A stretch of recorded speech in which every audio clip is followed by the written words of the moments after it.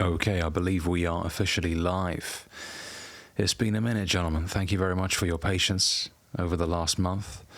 I'm officially in my new London studio, which I'm really excited about. I've just been spending the last few weeks arranging everything, moving the furniture, getting the right setup. And so we're finally there. And so I'm grateful for each and every single one of you for your patience and your tremendous support over the last 12 months. It's been an incredible year. It really has. We're knocking on 20,000 subscribers, which is incredible. I mean, the support, guys, I couldn't have done it without you. So I just want to thank you once again. What I wanted to talk about in today's video is how to approach 2024. A lot of people are naturally very excited for the new year to arrive. They feel like the moment it strikes 1st of January, everything will change. And look, to an extent, there is something different in the air on the 1st of January because everybody is excited. So you share that with a lot of people. But excitement alone isn't sufficient. You can be excited and still stay in the same situation. It's what you do with that energy, with that build-up. It's like a volcano before it erupts. There's a build-up of energy. But you have to come out the gates fast in 2024. This whole idea of easing into the year is bollocks. I had a coaching call recently with a guy and I told him that my new year always starts 2 months before the majority of people. See, December is pretty much a write-off for the majority of people. They just write off, oh yeah, I can just eat whatever I want and it's Christmas and this and this. And so they write off the whole month. Now I get it. Look, when it's religious celebrations or whatever, even I have a couple of days where I just eat whatever the hell I want to eat and just take it easy. That's fine, man. Not saying that's a bad thing. Not at all. If anything, I think you should, take some time off when it's, a festive period. A couple of days, 3 days, that's okay. But when I say December's a write-off for the majority of people, they waste the whole bloody month. And then January, people just go out, the first few days to the gym, they're excited, and then give it about a week. I always say it's about 7 days. 7 days into the new year, they start dropping off one by one. All these New Year's resolutions go out the window. And then it's back to their old ways. There's a difference between wanting a goal and needing it. Big difference. Everybody wants to do well. We all do. We all want to do well. We all want to move into a nicer place, drive a nicer car. We all do. But when you bloody need it, you move different. You're scared, but you still take action. You're courageous. That's what courage is. It's not the absence of fear. It's doing the work despite the fear. Sometimes you're going to have to make a decision without really knowing what the consequences will be. Moving to a new place, you don't know anybody, you're pretty broke. But you're like, you know what? I'm sure the dots will connect. Look, being too logical and too calculated will just keep you still. You won't do anything. You just won't. That's just the reality. You don't need to know exactly how the events will unfold before you begin. Starting a business, moving to a new city, all of that is scary. But it's also exciting. What if in 2024 you just go all out, no excuses? You just give it your all. And you know when you're giving it your all because you don't have any guilt. The reason you have guilt is because you know you're not giving it your all. You know you're leaving a lot on the table. You're going to bed, you're twisting and turning because you're frustrated with yourself. You know you could do more. So why can't you do more? Oh, you don't want to sacrifice some leisure time, or leisure time as you guys in the US call it. You don't want to sacrifice any of that. You don't want to hold back on the spending. You want to live it up. And most of the time you're doing that so you can impress people that don't really give a fuck about you. You just want to maintain this image. But when it comes to sacrificing for a bigger cause, you don't want to do that. So you're negotiating with success.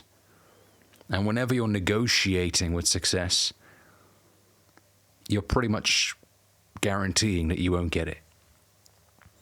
I'll do the work only on, if you can just let me do it on Tuesday evenings, I can give you that. If you just let me spend whatever I want to spend, you can't be negotiating with success. You must pay the price.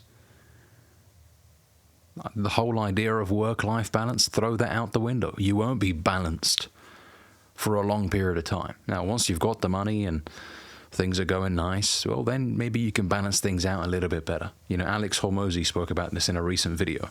We look at these top CEOs and these multimillionaires and we observe what they do day to day, their morning routines. And it's a 3-4 hour routine.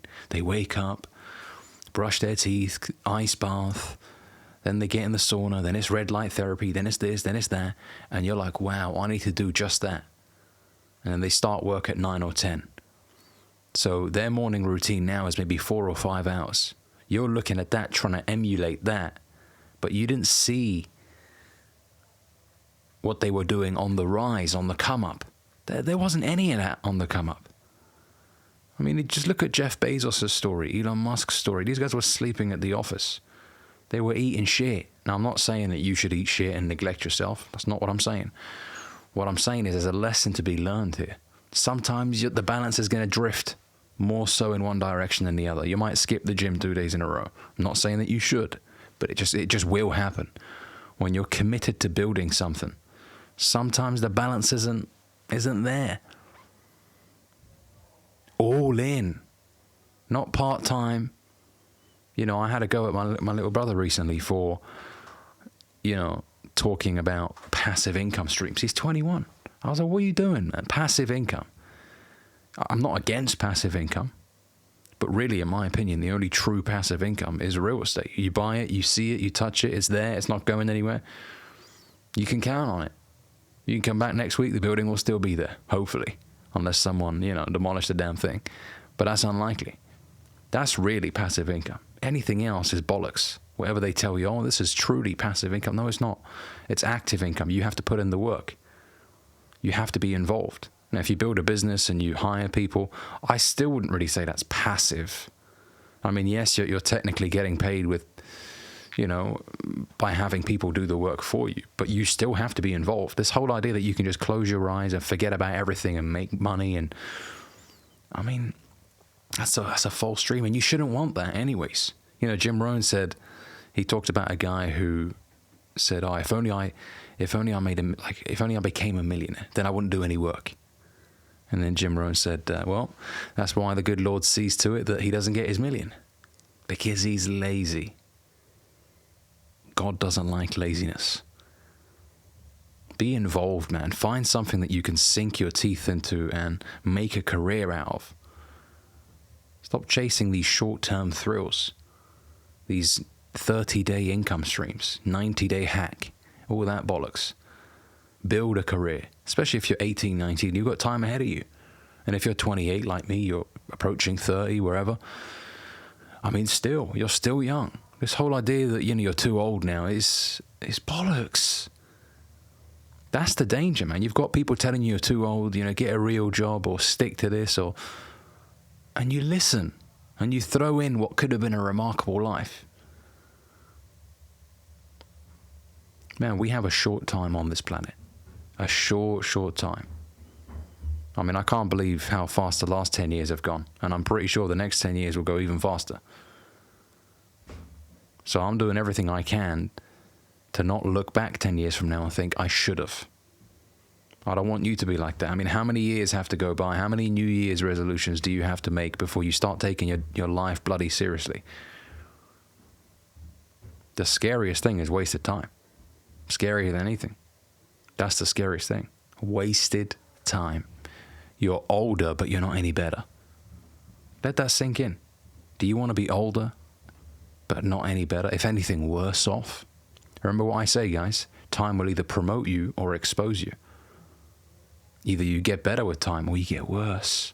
There's no staying the same. There's no middle ground. You're either getting in better shape or you're getting out of shape. You're either making more money or you're making less money. Come on, man. If not now, then when? If not 2024, then when? Come on.